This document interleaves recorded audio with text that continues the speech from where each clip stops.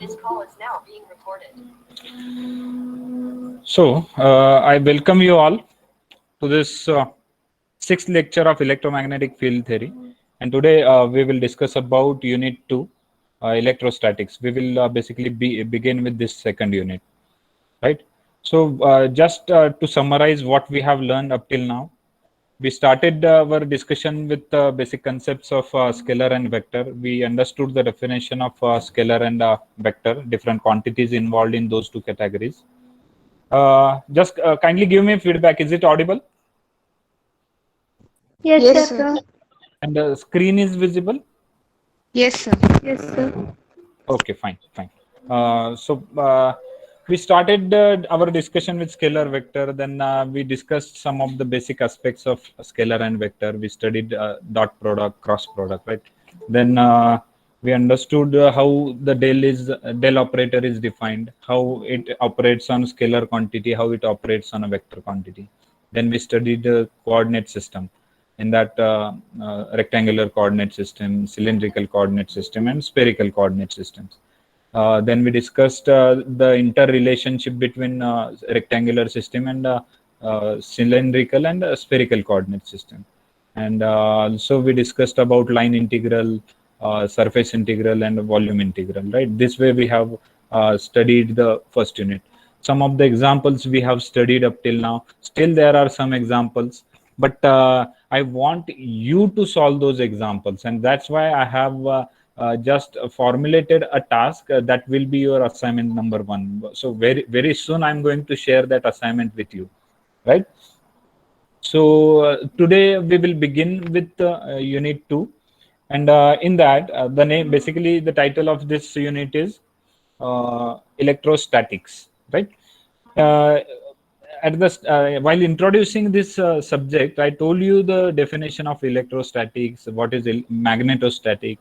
So just to recall that, let us once again do that. Electrostatic field is the field which is produced due to stationary charge, and a magnetostatic field is the field which is produced by moving charge. This is the basic difference. So let's move ahead.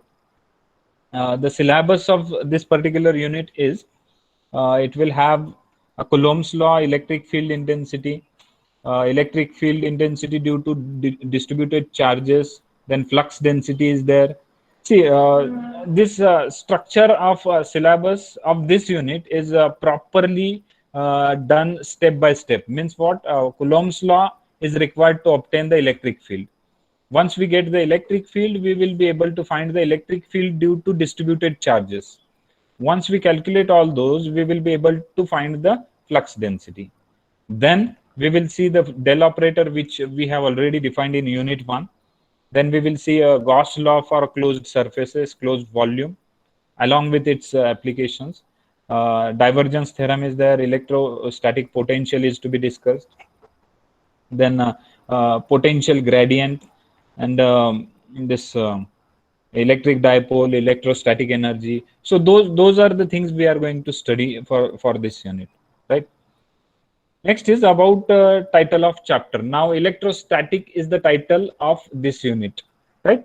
And I told you what is definition of electrostatic. Electrostatic means, hope this makes sense while differentiating those two words, electrostatic and magnetostatic. What is the basic difference? Electrostatic field is produced by stationary charge, and magnetostatic field is produced by moving charge, or you can say a uniform current produces magnetostatic field, right? So electrostatic means is a field produced by stationary charge. Next is central idea. Central idea, just now I discussed what things we are going to study in this. Basically, why we studying this unit is, in electromagnetic field theory, we are going to talk about two phenomena. One is electric field and second one is magnetic field, right? So electric field, whatever things are there, we have to understood with the help of basic laws, and those basic laws are covered in this second unit, such as Coulomb's law is there, electric field intensity formula is there, Gauss law is there, divergence theorem is there, right? So all those all those concepts are to be studied with reference to those laws and basic definitions. So that's why this particular unit is very important as far as electromagnetic field theory is concerned, and as well as your university examination is concerned, because the weightage of this unit is very high. In a final year exam, you will find almost 20 to 25 marks questions are being asked on this particular unit, right? So hope you will understand the importance of this unit, and will practice more on this particular unit. I told you unit number 1 is important, but questions are not being asked on unit 1. Last time same thing happened. uh, we study first unit, right? Because it is required to calculate the vectors every now and then, but no question is being asked. But I should not say, it is kind of probability. There may be a question or may not be a question. But so if you study some of the previous question papers, you will find very less questions are being asked on first unit. So we study first unit as a basic, and then we proceed for second unit and third unit. But we have to focus on second unit because many questions are from second unit, right? Next is outcome. Outcome of this chapter is, at the end of this unit, you will be able to derive the laws of electrostatic. Actually, this magnetostatic we will do in third unit, and you will be able to develop the electromagnetic equations. So this magnetostatic and electromagnetic wave equations will be in fourth unit. So in this particular unit, you will be able to derive basic laws of electrostatic field, right? Hope this makes a sense. Still, some of the students are joining. So by the time I'll just introduce what is field. I previously talked about what is the concept of field.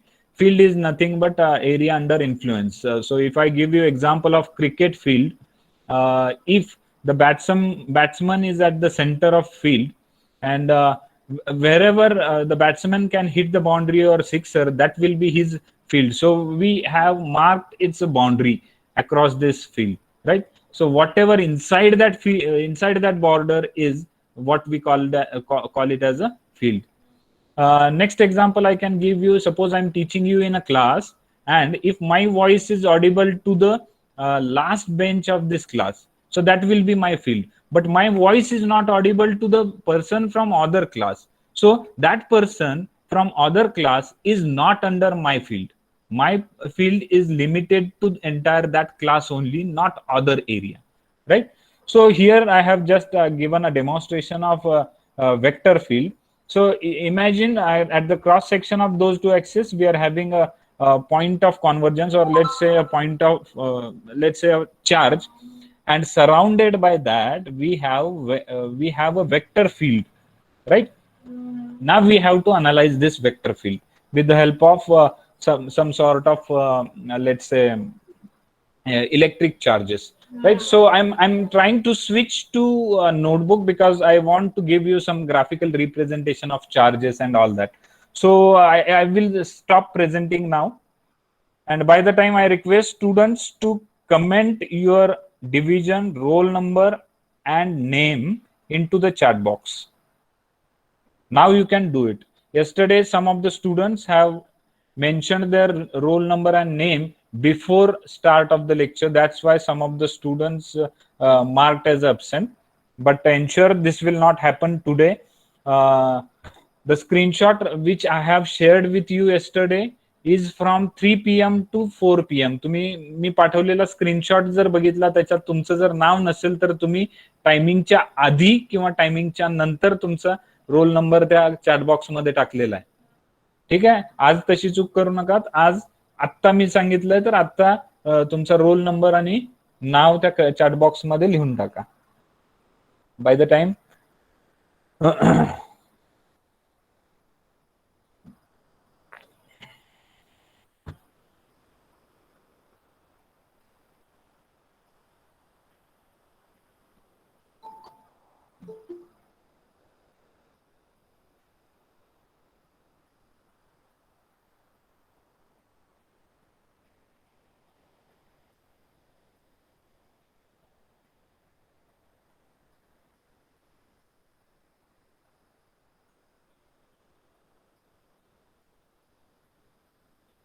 Can you find my second name?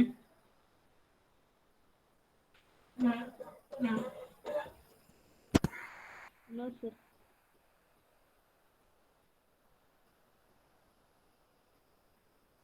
बघा, check करा.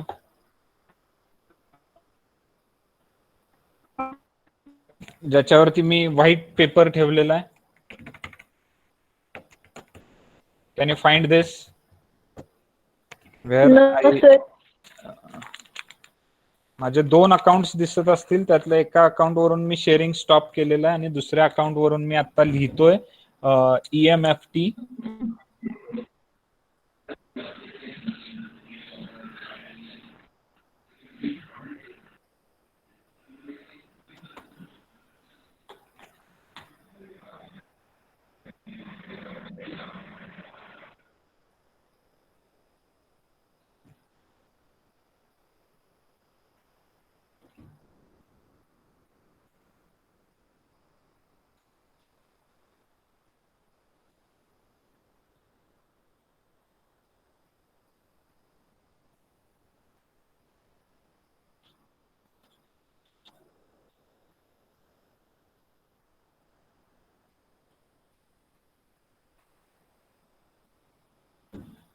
बघा, माझं second account दिसतंय तुम्हाला? नाही दिसत आहे. No, sir. दिसत आहे sir.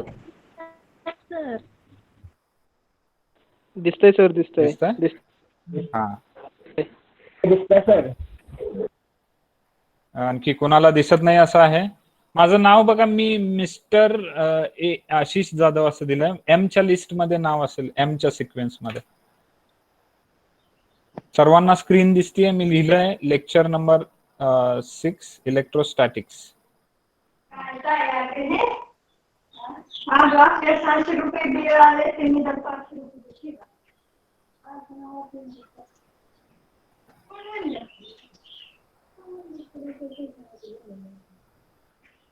If this is visible, I will proceed. So I was talking about electric field, electrostatic field, and it's all comes around electric charge. Now, what is charge? Charge is the electrical property of a matter, right? So if you can consider any matter, it will have two kinds of charges. One is positive charge, what we call it as a proton, and another one is negatively charged, we call it as a electron. So there are some of the matter which is chargeless, we call it as a neutron, right? So let us talk about this electric property of a matter called as a charge. Now, when I say a charge, it will have, suppose this is a point charge, right? So Sir, if दिसत this is, नाहीये. नाही दिसत? नाही sir. Sir pin करायला सांगा. Pin करा. केलंय sir, तरीही नाही दिसत. हॉरिझॉन्टल. मी माझं दुसऱ्या अकाउंट वरून लॉग आउट करतो. माझं एकच अकाउंट चालू ठेवतो.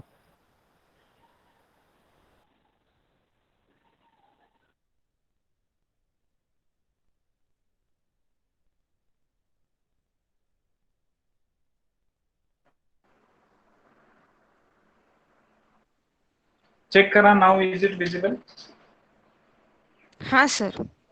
हा, म्हणजे तुम्हाला नाव सापडलं नाही माझं दुसरं? दोन हा सर, एकच अकाउंट होतं. हो, ओके, ठीक. सो चार्ज जो असतो तो पॉइंट फॉर्म मध्ये असतो. So I am talking about this charge in a point form. So if you consider this, if this is positive charge, so this will have lines of force which are radially moving outward. These are lines of force. If this is positive charge is represented by plus Q. Similarly, if I say there is a negative charge, let's say minus Q,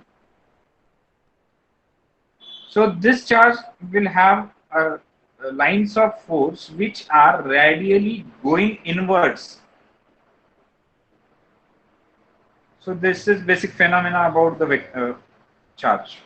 If this is positive charge, the lines of force will be moving outward, and if it is negative charge, the lines of force will be going radially inward. And what is the strength of this lines of force? It depends upon what charge, what negative charge that the charge carries, or for this case, what force, or what is the strength of this force? It depends upon what positive charge that the charge bearing, right? So just to analyze this, we will move ahead.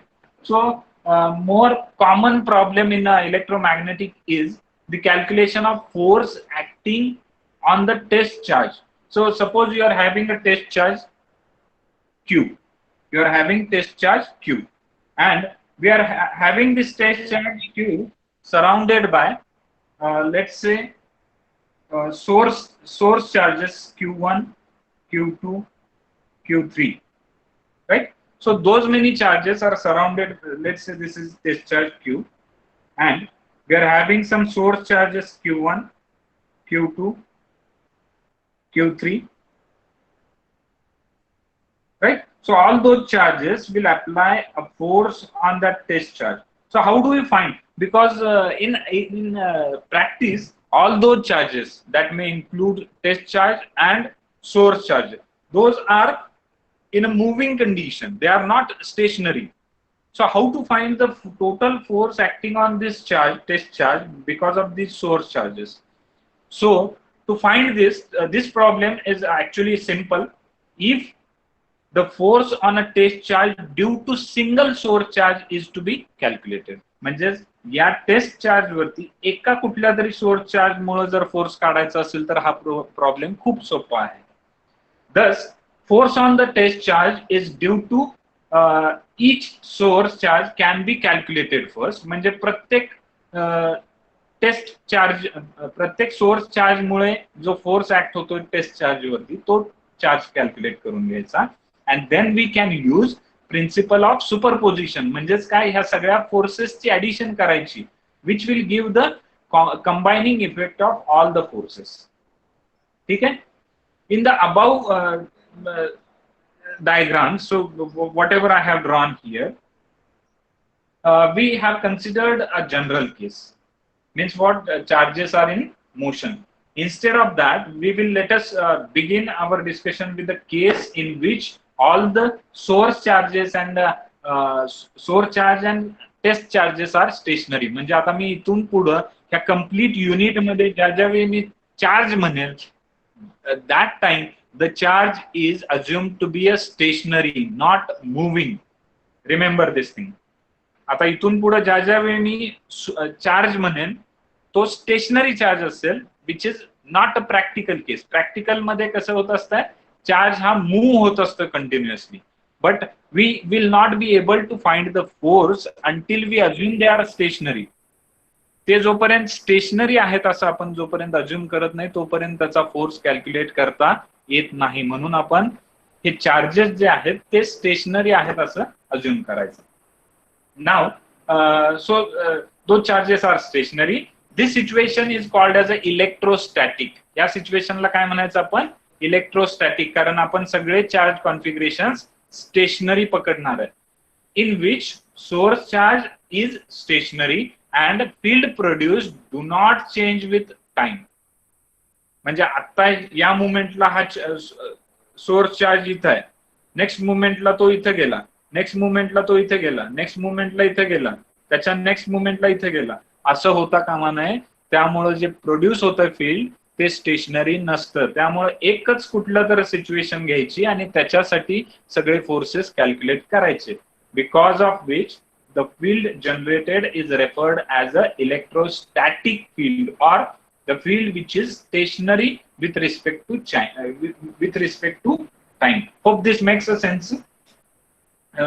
Although this electrostatic is relatively simple in an electromagnetic scheme, its knowledge is fundamental to understanding of more complicated electromagnetic model. Now, we will begin with the development of electrostatic with the experimental law of Coulomb.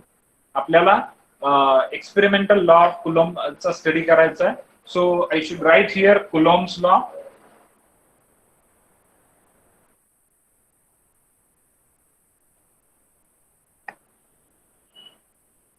Coulomb's law was actually, this experiment is formulated in 1785. So long back the law has been established for the obtaining the force between two charges, right?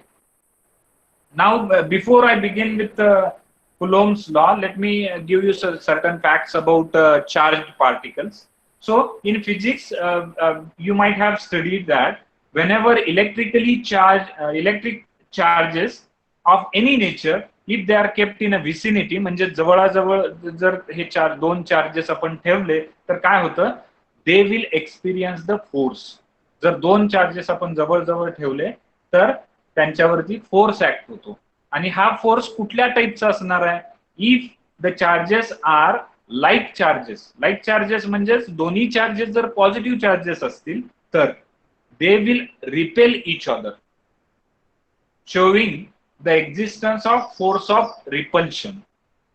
आणि ह्याच्याच opposite if those charges are unlike म्हणजे जर वेगवेगळ्या पोलॅरिटीचे charge, म्हणजे एक positive असेल एक negative असेल तर काय होईल?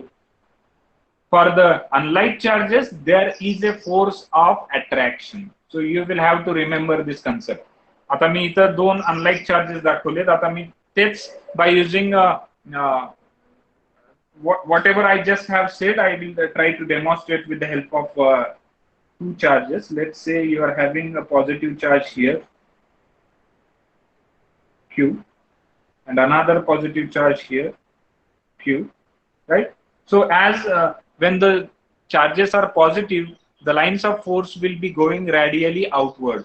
So when the lines of forces will be going radially outward, this will be the nature of force lines. Similarly, for this one also, radially moving outward. So when they comes in a vicinity of each other, they will try to bend. All those force lines will get bent.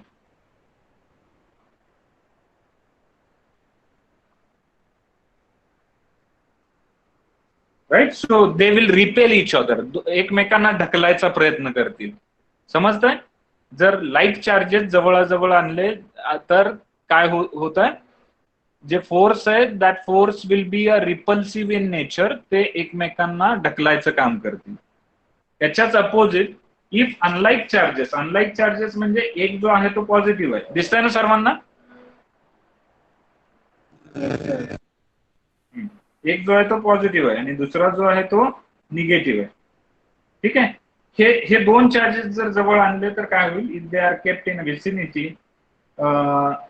positive charge will have lines of force moving radially outward and negative charge will have lines of force moving radially inward, right? And because of this, those lines of force will get matched. From positive to negative, you will find this type of field.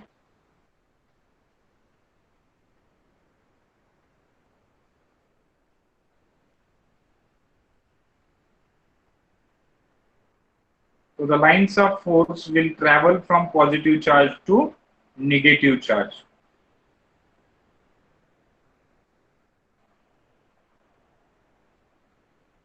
Right? Can you see that how it has happened? Positive कडून negative charge कडे हे जे lines of force आहेत त्या travel करतील. So this way the electric field is established. So hope you understood. If the positive charges are kept in vicinity, they will experience force of repulsion. If unlike charges, means one charge is positive, one charge is negative, they will experience the force of attraction. Sorry. दोन positive असतील तर repel करतील, एक positive एक negative असेल तर काय करेल? अट्रॅक्ट करतील. Right? So let's move ahead.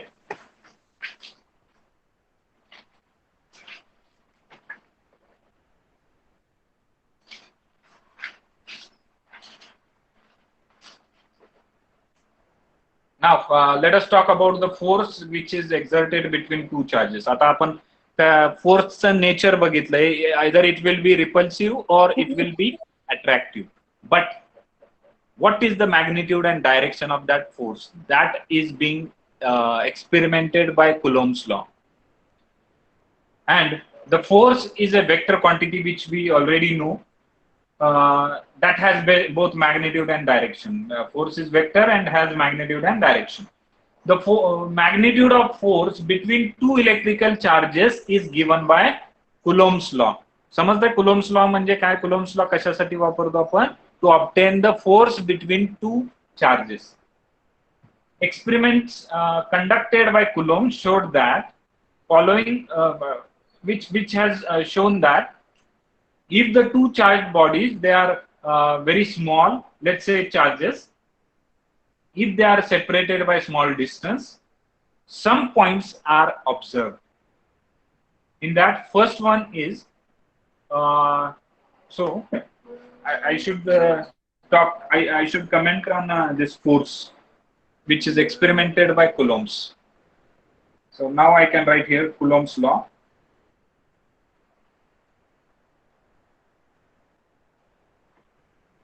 Coulomb's law has given an insight on magnitude of force, right? And he has observed this magnitude of force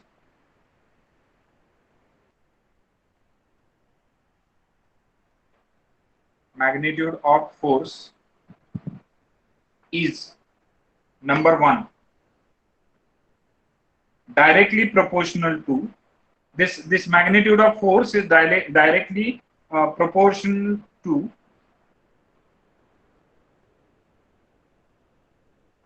product of magnitude of charges.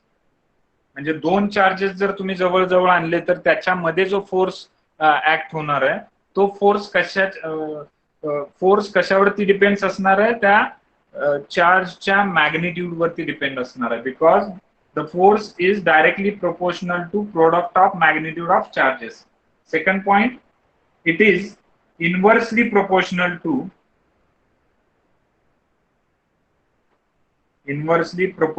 to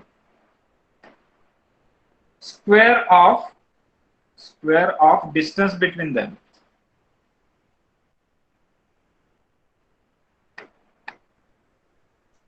Square of distance between them म्हणजे त्या दोन charge मध्ये जे काय अंतर आहे त्याच्यावरती सुद्धा फोर्सची magnitude अवलंबून असणार आहे. And number 3, it depends upon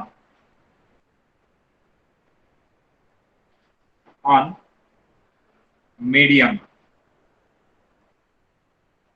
म्हणजे त्या दोन चार्जच्या मध्ये जे मीडियम असणार आहे ते काही असू शकतं. It may be air, it may be water, it may be glass, it can be anything, it can be wood or let's say anything, right? So it depends upon the medium between those two charges. Are you clear? The force is directly proportional to product of magnitude of charges. Second is, it is inversely proportional to square of distance between the two charges, and it depends upon the medium. So those three aspects are given by the Coulomb's. Now Coulomb's has formulated the statement of Coulomb's law. Now I'll tell you the statement. Statement of Coulomb's law, it states that the electrostatic force between two point charges, let's say Q1 and Q2.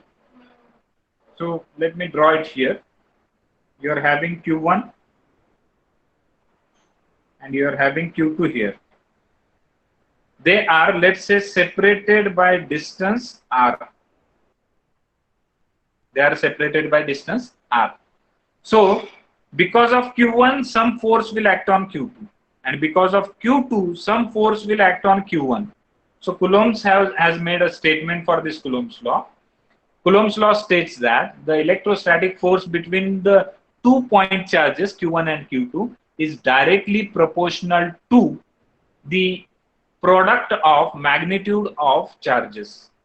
म्हणजेच काय, मी जर ह्या दोघांमध्ये जर force act होतोय तर तो force me जर F लिहिला, so this force is directly proportional to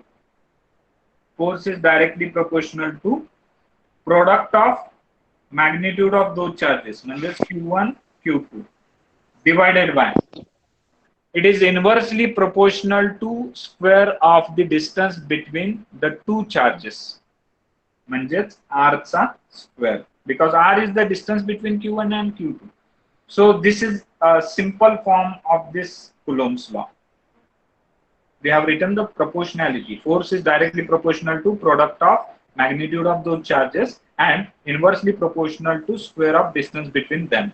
Now I can write this constant of proportionality because I told you this force is also depends upon the medium between those two charges. So for the medium we have some analysis. So force, I will simplify this. Force is equal to K Q1 Q2 upon R square. So this is unit of this is, of course, it will be Newton because it is force. And what is K?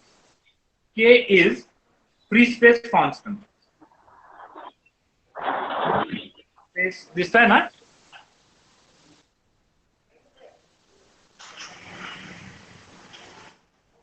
K is free space constant आणि K ची value काय असणार आहे? That will be equal to 1/4 pi epsilon naught. Epsilon is permittivity. Epsilon काय असणार आहे? Permittivity. So let me talk about the permittivity now.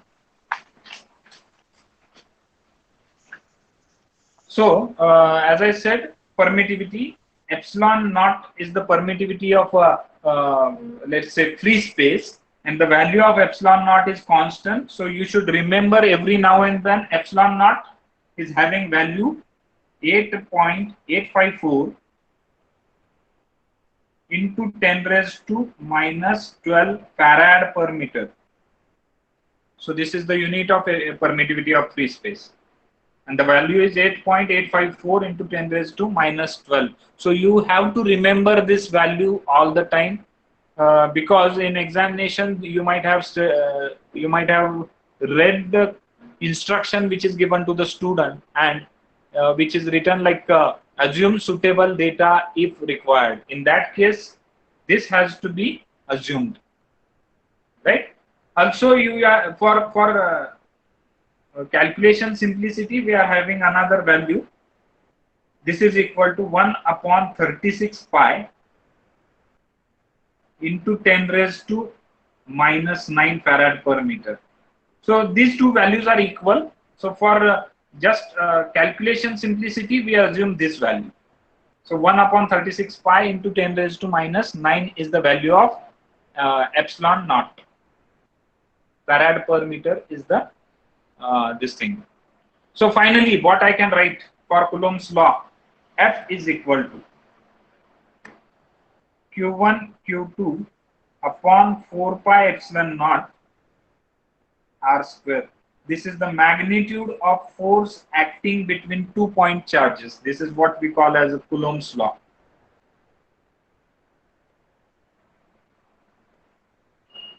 समजता इथपर्यंत? कोणाला काही डाऊट आहे? Up till now, if you have any doubt or query, you can ask.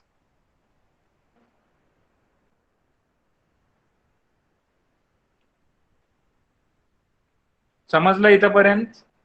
कुणीच काही नाही बोलणार तर मी असं अज्युम करेन की समजलंय सगळ्यांना. सर हा, पेज राईट साइडला शिफ्ट करा ना. हात सगळं दिसतं.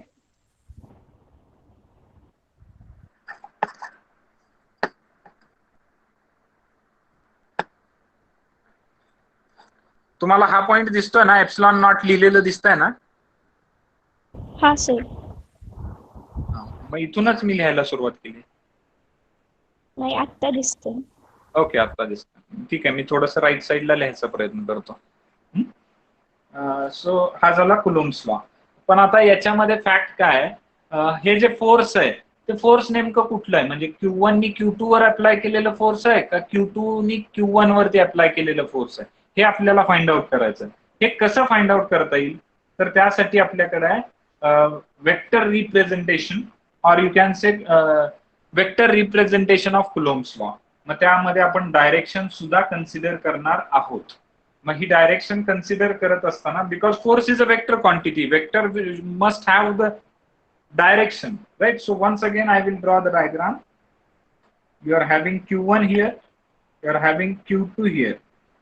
मग जर मी डिस्टन्स Q1 पासून Q2 पर्यंत मोजत असेल तर त्याला मी काय म्हणणार, R12. काय म्हणणार, R12. आता हे डिस्टन्स Q2 पासून Q1 पर्यंत जरी मोजलं तरी सेमच राहणार आहे, बरोबर आहे ना. पण त्यावेळी त्याला काय म्हणायचं आपण, R21. ठीक आहे, that we will consider afterwards. For a while, let us assume the distance is measured from Q1 to Q2 and the distance is R12. म्हणजेच हा जो युनिट वेक्टर आहे, if I consider this as a force, and I'm talking about the force which is acting on Q2 because of Q1. Q2 वरती जो force act होतो Q1 मुळे, तो force असणार आहे काय, F12. Force acting on force acting on charge 2 Q2 because of Q1 is represented as F12. So this will have magnitude and direction. बरोबर आहे ना. सो त्याच्यामध्ये परत या वेक्टरला युनिट वेक्टर सुद्धा असणार आहे, that will be A bar R12. ही झाली डायरेक्शन. या फोर्सची डायरेक्शन काय असणार आहे, A बार R12. आणि या सिनारिओसाठी म्हणजेच काय, while obtaining the force acting on Q2 because of Q1 is F12, it is equal to Q1 Q2 upon 4 pi epsilon naught R12. आता मी फक्त R लिहिलेलं नाहीये, त्याचं डायरेक्शन पण लिहिली R12 multiplied by A bar R12. This is the Coulomb's law while obtaining force acting on Q2 because of Q1. समजतंय. आता ह्याच्याच exact opposite कसं जाणार, तुमच्याकडे चार्ज आहेत Q1 आणि Q2, बरोबर आहे. पण आपल्याला आता या ठिकाणी ह्याच्या अपोजिट करायचं, म्हणजेच you need to find the force acting on Q1 because of Q2. म्हणजे आता डायरेक्शन ऑफ फोर्स चेंज होईल. So this will be R21 आणि फोर्स काय असणार आहे हा, किंवा युनिट वेक्टर काय असणार आहे, A बार R21. ठीक आहे. आणि ह्या केसमध्ये फोर्स काय असणार आहे, F21. That is the force acting on Q1 because of Q2. Force acting on Q1 because of this Q2. So this is equal to, numerator मध्ये काही चेंज नाही, Q1 Q2 upon 4 pi epsilon naught R21. आता हे R21 म्हणा किंवा R12 म्हणा किंवा R म्हणा, the distance is same. It will not change. The difference is direction. Direction is going to be changed. So unit vector in this case will be R21. या case साठी हा formula, या case साठी हा formula. If you want to find force on Q2 because of Q1, you have to use this formula. If you want to find the force on Q1 because of Q2, you have to use this formula. So what is the relation between those two formulae?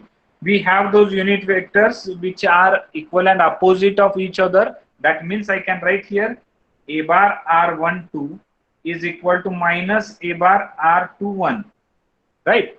And hence I can write here F bar 12 is equal to minus F21 bar.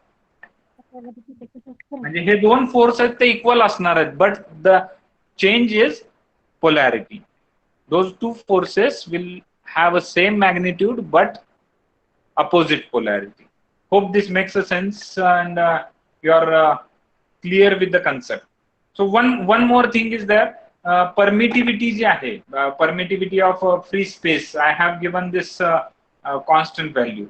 So if I give you some more insight into this, permittivity of let's say medium is given by epsilon. And we have the relationship is equal to epsilon naught epsilon r, whereas this is a permittivity of free space, this is relative permittivity, and this is the permittivity of medium. So many a times in examples they do not give you permittivity. Permittivity ज्यावेळी दिलेली नसते त्यावेळी आपण काय use करायचं, epsilon not use करायचं, म्हणजे free space assume करून फ्री स्पेसची परमिटिव्हिटी म्हणजे 8.854 इंटू 10⁻⁻⁴ ही व्हॅल्यू या फॉर्म्युल्यात वापरायची. जर त्यांनी स्पेसिफिकली या एप्सिलॉनची व्हॅल्यू दिली तर ती व्हॅल्यू डायरेक्ट या ठिकाणी यूज करायची. समजताय? Is it clear?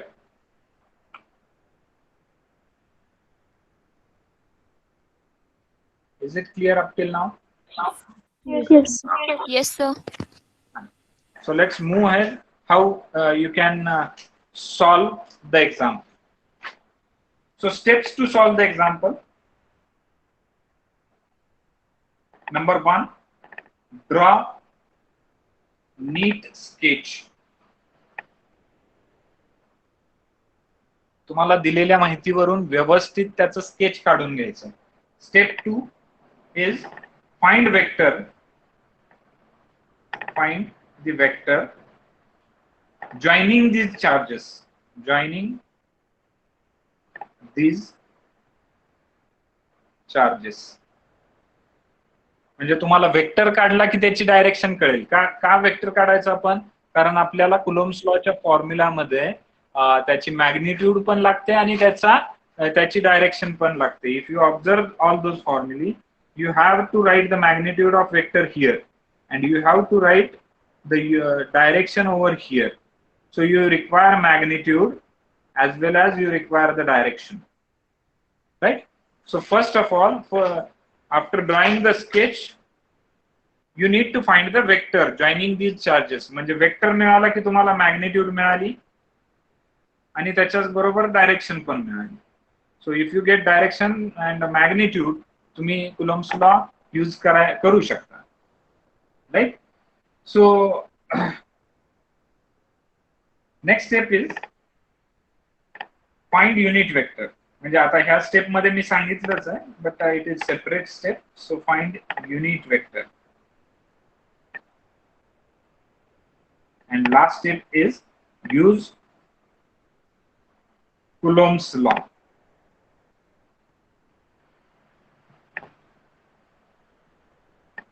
Right, so these are the steps while solving the example. Now I'm going to solve one example. सगळ्यांकडे नोटबुक असेल, कॅल्सी असेल तर जवळ घेऊन बसा. We are going to require this. So the example is, are you able to see this example? A point charge. You are having a point charge Q1. Q1 is equal to 2 millicoulomb. Millicoulomb म्हणजे किती झाले हो? -3. हा, correct. म्हणजे Q is equal to 2 into 10⁻³ coulomb एवढा charge आहे. is located in free space. आता free space दिलाय म्हटलं की तुम्ही एप्सिलॉन 0 ची व्हॅल्यू काय घेणार? 8.534 किती? 8.854 into 10⁻12. हा, correct. 8.854 into 10⁻12 is the value of epsilon. ती व्हॅल्यू घ्यायची फ्री स्पेस म्हणून त्यांनी सांगितलेलं आहे. ऍट पॉइंट दिलाय त्यांनी -3, 7, -4. कुठली कोऑर्डिनेट सिस्टीम आहे हो? रेक्टँग्युलर कोऑर्डिनेट सिस्टीम आहे. while they have given second point Q2 is equal to 5 millicoulomb. 5 millicoulomb दिलेला आहे at 2, 4, -1. तर तुम्हाला फाइंड आउट करायचं आहे F2. You need to find force on Q2. Force on Q2 म्हणजे काय असणार आहे? F12. F12 कॅल्क्युलेट करायचं. ठीक आहे. So use those steps and try to draw the diagram for given information. Use those steps and try to draw the diagram for given information. By the time I will take a snapshot of attendance.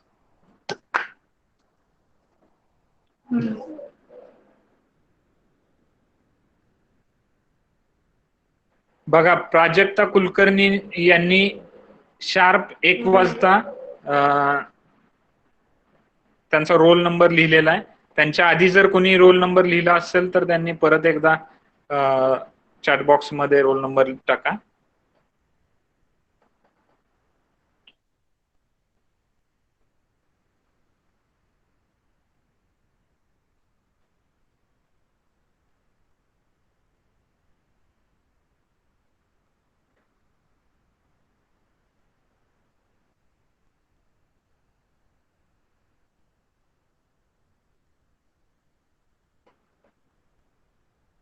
आणि हा screenshot मी तुम्हाला सगळ्यांना mail करतोय. तुम्ही mail box check करा, त्याच्यातून तो screenshot download करून घ्या आणि तुमचा रोल नंबर त्याच्यामध्ये दिसतोय का बघा. त्या पद्धतीने तुमची अटेंडन्स लावली जाईल.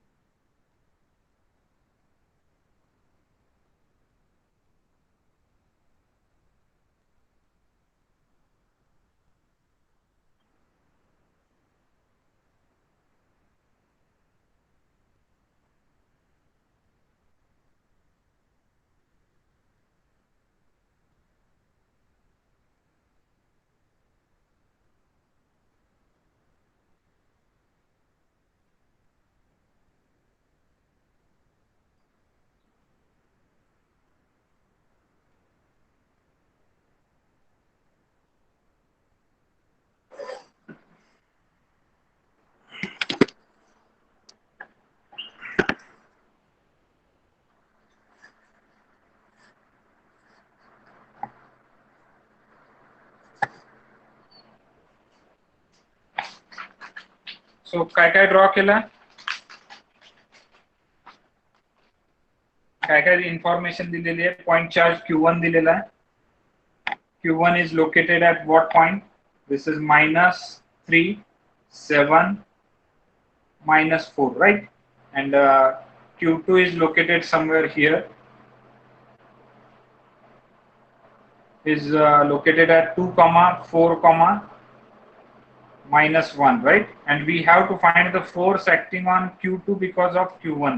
म्हणजे हा F12 तुम्हाला कॅल्क्युलेट करायचा आहे, right? So what is the value of Q1? Q1 ची व्हॅल्यू दिलेली आहे 2 मिलीकुलॉम, म्हणजे 2 × 10⁻³ कुलॉम.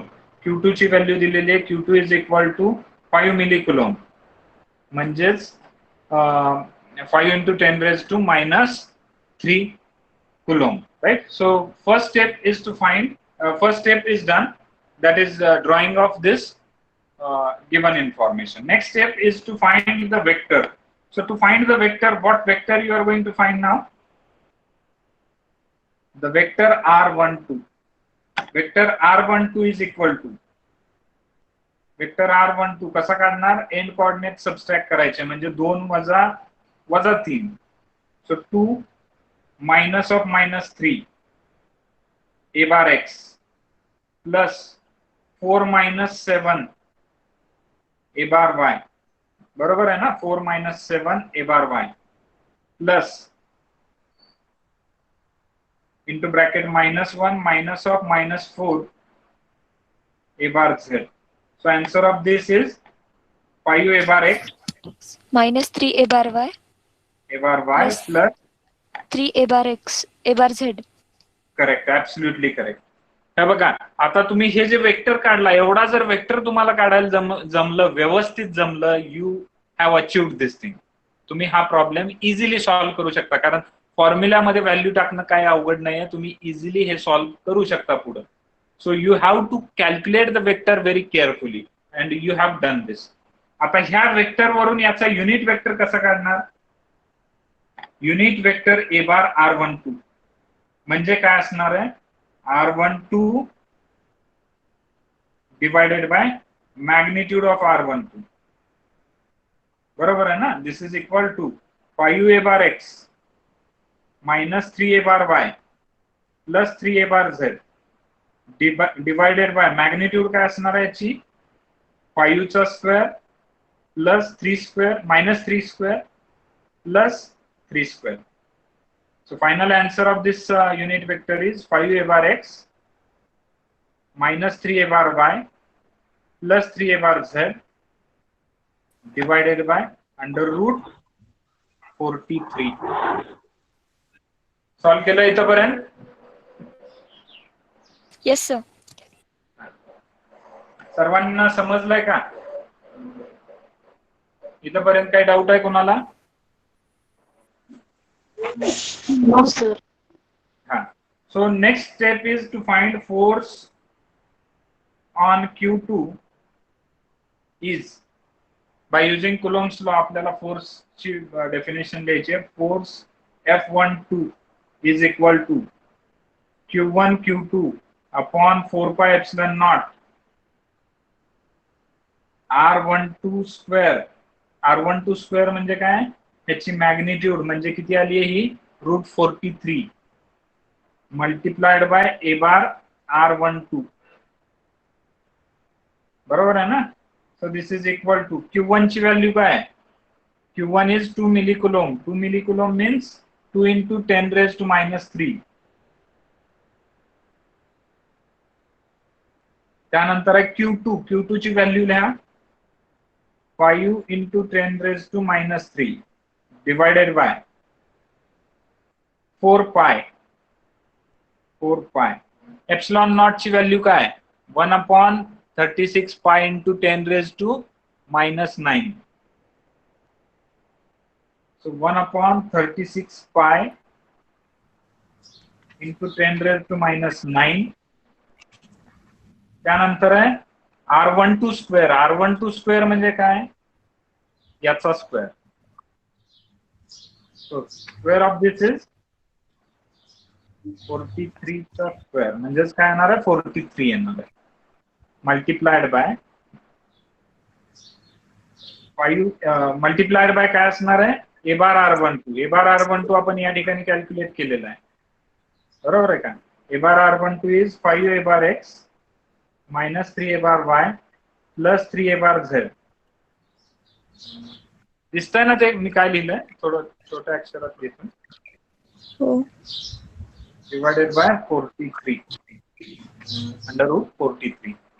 आता तुम्हाला कॅल्क्युलेट करताना कसं कॅल्क्युलेट करायचं आहे? पहिल्यांदा ही टर्म कॅल्क्युलेट करायची.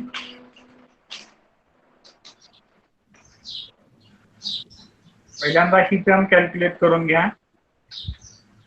त्यानंतर ही कंप्लीट टर्म कॅल्क्युलेट करून घ्या आणि त्यानंतर ह्या दोन टर्म्सचं डिव्हिजन करा. कॅल्सी असेल तर करू शकता तुमच्याकडे.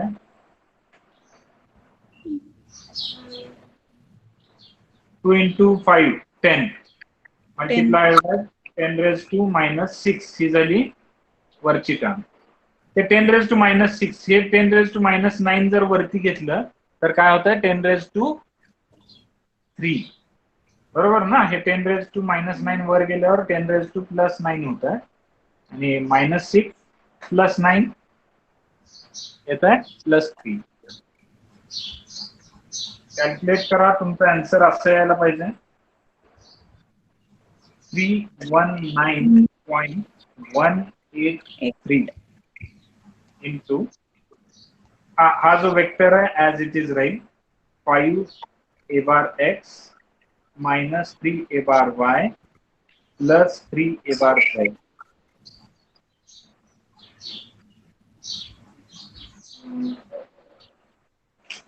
असं जर तुमचा आन्सर येत असेल, you have achieved, you have calculated the force.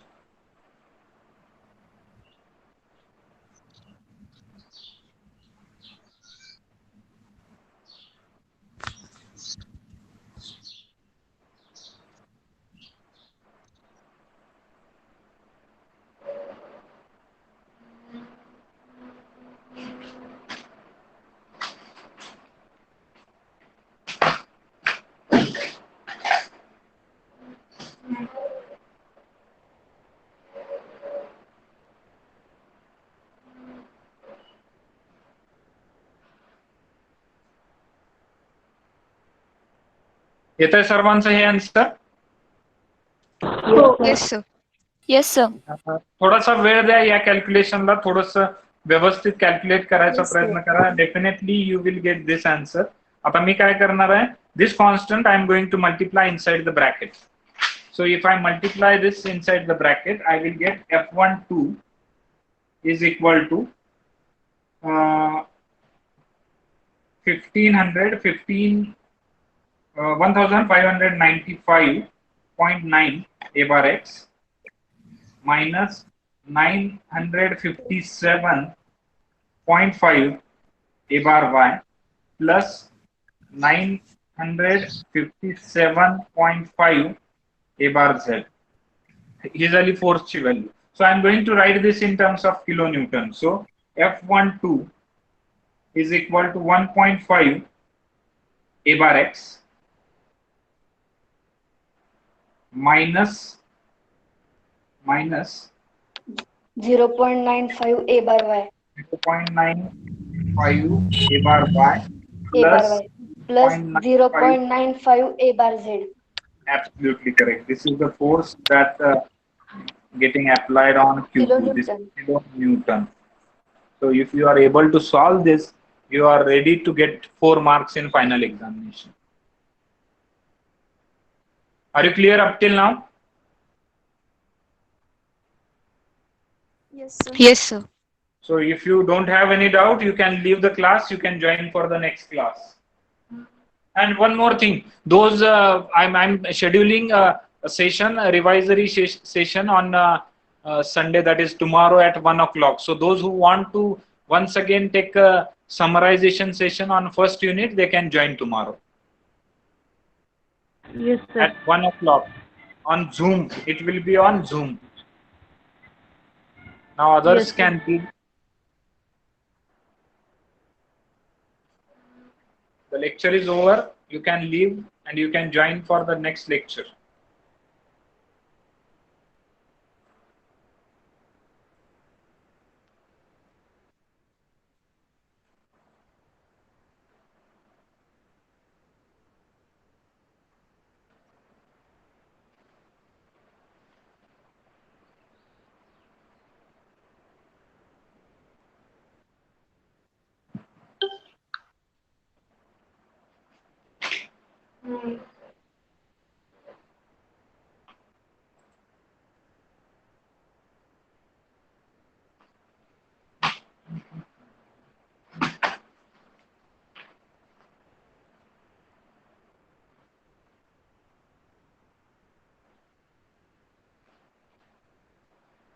I request remaining students to leave the class, leave the meeting and join for the next session.